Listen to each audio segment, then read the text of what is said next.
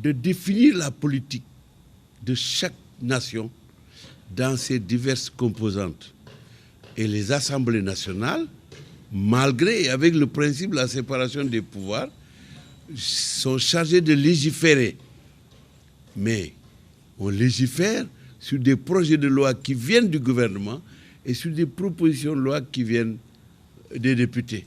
Et les propositions de loi ne peuvent pas passer si le député qui a fait la proposition de loi n'a pas prévu en même temps les ressources qui permettent d'appliquer la loi au cas où elle est adoptée. Or, ces ressources-là sont gérées par l'exécutif, donc par les gouvernements, par les chefs d'État. C'est pourquoi le principe de la séparation des pouvoirs s'accompagne de la nécessité de coopérer, puisque le chef de l'État est au sommet de la pyramide nationale.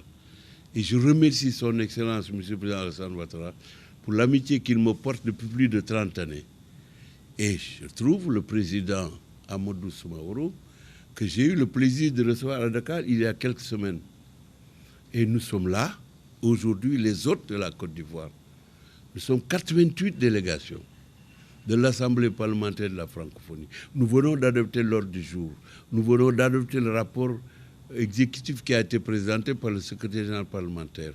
Nous venons d'adopter le programme pour les 2 années à venir. Et le président Amadou Soumaoro a été à l'unanimité élu président de l'Assemblée parlementaire de la francophonie. Non pas pour l'Afrique, mais au plan international aujourd'hui, c'est le numéro 1 de l'Assemblée parlementaire de la francophonie pour 2 ans. Voilà ce que je voulais modestement dire, encore une fois en exprimant ma gratitude, mon amitié, mon affection et mon attachement à son Excellence, M. le Président Alassane Ouattara.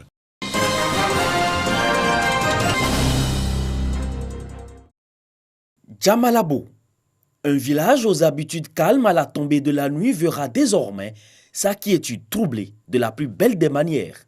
Cette localité située dans la sous-préfecture de Tiémé-Lékro, région du Moronou, est restée longtemps dans l'obscurité. Aujourd'hui, c'est une nouvelle page qui s'écrit pour les populations. Claude Isaac Dey, ministre de l'économie numérique et de la Poste, vient de raccorder ce village au réseau électrique national. L'électricité aussi est au départ de tout développement. Et je suis convaincu qu'à partir d'aujourd'hui, il n'y aura plus d'exode rural. Tous nos frères, tous nos enfants resteront au village. Depuis plus de 30 ans, nous attendions ce jour, cet événement heureux. Et aujourd'hui, c'est comme si la région, les villages renaissaient. Car avoir l'électricité en plein temps, ça participe au développement. Pour l'émissaire du gouvernement, l'ensemble des 3 départements de la région du Moronou, Ara, Bongouanou et Mbato seront électrifiés avant la fin de 2020.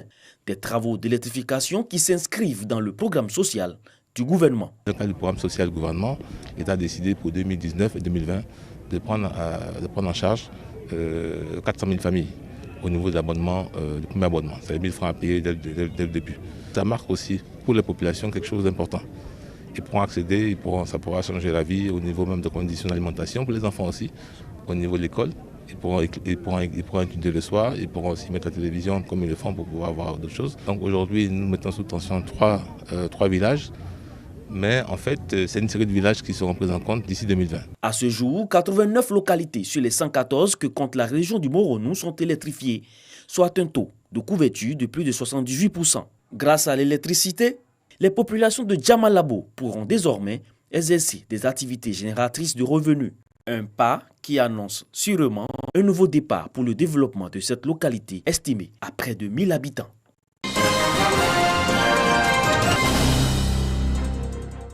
Décédé le 11 juin dernier, était Marcel, ancien secrétaire général de la Fédération des syndicats autonomes de Côte d'Ivoire, FESACI, de 1992 à 2005, a reçu un hommage de la grande famille syndicale ce jeudi au siège de la FESACI à Cocody. Piquet d'honneur, projection de films sur le parcours syndical de l'illustre disparu et témoignages des secrétaires généraux des organisations syndicales sœurs, notamment la Centrale Dignité, l'UGTCI et Humanisme. Le 15 février, nous nous sommes retrouvés pour créer ce qui allait devenir la Fédération des syndicats autonomes du Côte d'Ivoire.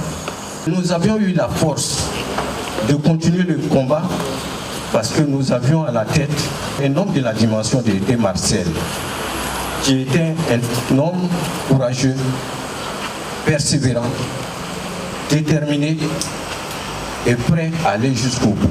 Le professeur émérite était Marcel a été l'un de ceux-là qui a permis l'éclosion et le développement de la liberté d'opinion, du pluralisme politique, de la démocratie, mais en même temps aussi de la lutte pour le progrès social des travailleurs en Côte d'Ivoire.